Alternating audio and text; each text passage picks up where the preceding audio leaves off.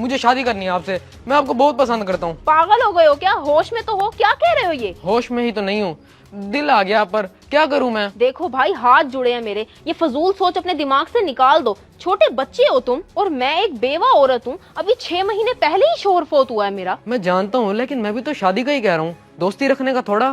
اور شادی میں حرج ہی کیا ہے؟ حرج ہے. اپنی عمر دیکھو اور میری, زمین آسمان کا فرق ہے. نکال دو یہ سوچ اپنے دل و دماغ سے.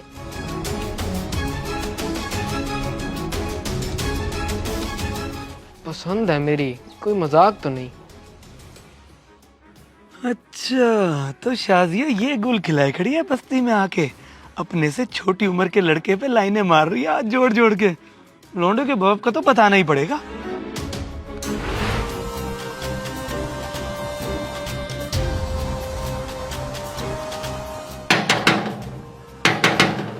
شاہد بھائی, او بھائی شاہد, آ رہا ہوں.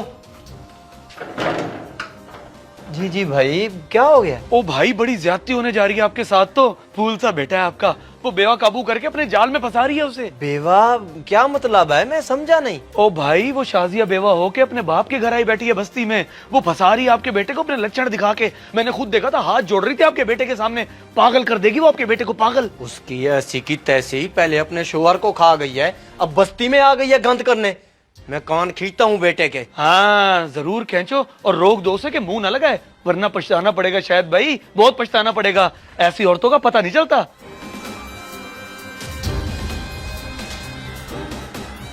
دلاور تو گھر تو آ.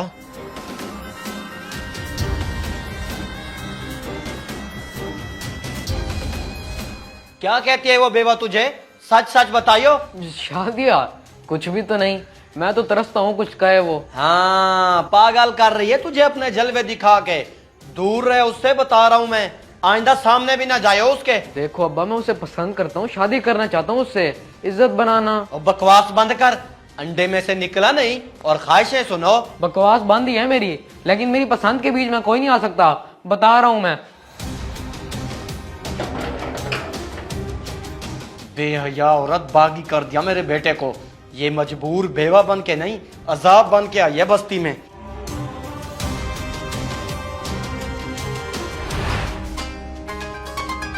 وہ خیر تو ہے, میری بیٹی کے لیے فضول کیوں بول رہا ہے تو؟ ہاں وہ فضول حرکتیں کرے, میرے بیٹے کو ورگ لائے, اس کی عمر کا بھی لحاظ نہیں کر رہی. چھوٹا بچہ ہے وہ, باغی کر دیا اسے. میری بیٹی ایسی نہیں ہے, وہ بیچاری دکھوں کی ماری اپنے بچے لے کر آئی بیٹھی ہے میرے گھر. دیکھ یہ ہمدردی کے ڈرامے کہیں اور جا کے کریو. میں گھر آ کے بھی واویلا کر سکتا تھا, مگر لحاظ کر گیا. خود سمجھا لے شازیہ کو, دور رہ میرے بیٹے سے, ورنہ بستی میں رہنا مشکل کر دوں گا میں اس کا.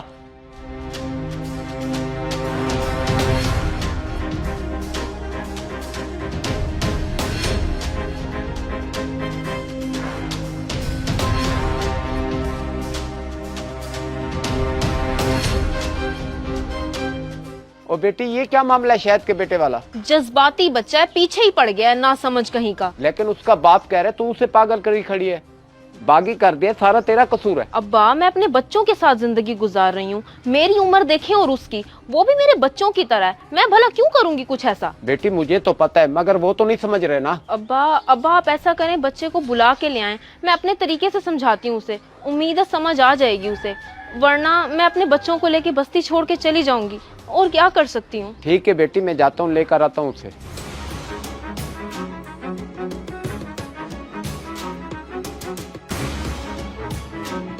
مجھ پہ الزام لگانا شروع کر دیے, واہ بھائی واہ.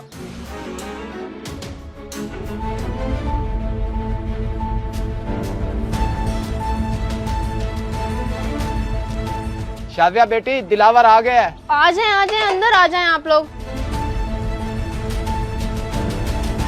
بھائی کیا مسئلہ ہے تمہیں, کیوں مجھے بدنام کرنے پہ تل گئے ہو؟ میری زندگی عذاب مت بناؤ. بولو, ابا بھی سنے نا, شرم کیوں کر رہے ہو ان کی؟ میں تو آپ کی زندگی بہتر بنانا چاہتا ہوں, عذاب تو نہیں. پسند کیا ہے تو شادی کرنا چاہتا ہوں, اور عزت بنانا چاہتا ہوں اپنی. شادی؟ بیٹا اس عمر کے جذباتی فیصلے پوری زندگی برباد کر دیتے ہیں. یہ میرے 2 بچے ہیں, کیا سنبھال سکو گے انہیں؟ تم تو ابھی خود بچے ہو. لگ گئی نا چپ. دیکھو میرے بھائی, شادی صرف تعلق کا نام نہیں ہوتا, जिम्मेदारियां उठानी पड़ती हैं, संभालना पड़ता है, खर्चे पूरे करने पड़ते हैं। और तुम अभी मुश्किल से 17 साल के होगे, जज्बात में आके अपनी जिंदगी बर्बाद मत करो। शाजिया बिल्कुल ठीक कह रही है, तुम्हें बड़ी बहनों की तरह समझा रही है, अकल करो अकल। वरना मैं बस्ती छोड़ के चली जाऊंगी, यही होगा। मुझे सुकून से रहने दो, तुम्हारी मेहरबानी मेरे भाई। ठीक कह रही हो आप, आइंदा मैं आपको तंग नहीं करूंगा। वाकई मुझे नहीं पता था कि इतना कुछ भी होता है। आइंदा आपको कोई शिकायत नहीं मिलेगी। माजरत अंकल जी।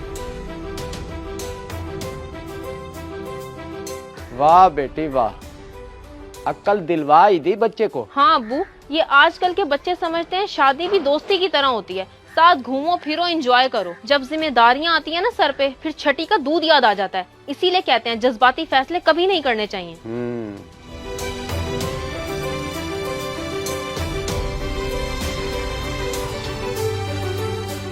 अगर वीडियो पसंद आए तो जरूर शेयर करें, शायद आपकी वजह से किसी की इस्लाह हो जाए।